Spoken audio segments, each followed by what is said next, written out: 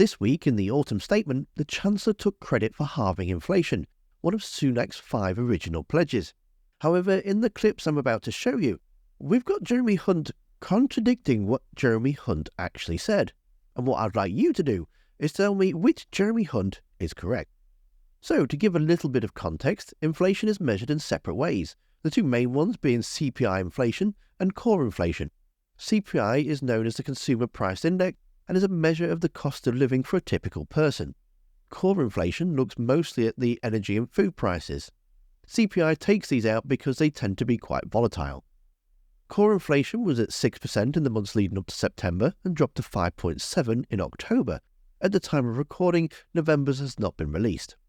CPI inflation topped at 10% during the summer and has fallen to 4.6% at the end of October.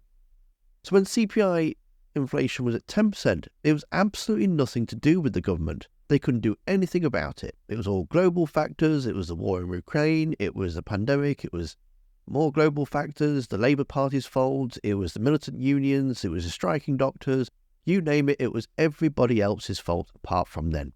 Now it's been falling off a cliff, they're claiming it's their hard work, yet no journalist has actually asked them to point to one policy that they've implemented that's helped bring it down. When the Prime Minister and I took office, inflation was 11.1%.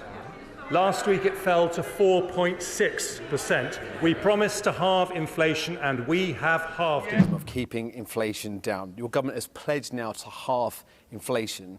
But a lot of economists are saying, well, inflation globally is coming down as the global economy normalises. Aren't you just trying to take advantage, credit for what is economic gravity? No, some inflation will fall away automatically because energy prices have stabilised and fallen.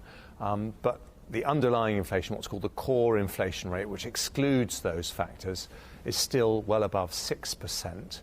And it's going to take real resolve to bring that down, to deliver that target of halving inflation. And if you look at the pressure that families are under, the underlying pressure there is the fact that the cost of people's weekly shop has gone up.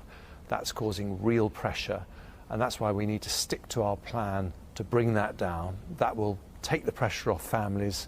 I mean, businesses can really start investing for the future.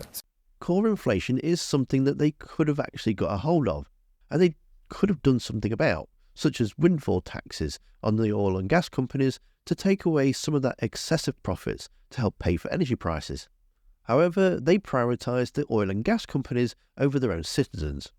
And still today, the food inflation sits at 8%, which means the weekly shop isn't going to go as far as it did last month. And even though CPI inflation has fallen to 4%, it doesn't mean things are going to get cheaper, it just means everything's going to get more expensive, just a little bit slower. So, in the comments, who do you think is telling the truth? Jeremy Hunt or Jeremy Hunt? Did you know the Chancellor also thinks that Brexit didn't make us any poorer? And you can see that mad claim in the video that's on screen now. Thanks for watching, don't forget to hit that like button, and I'll see you next time.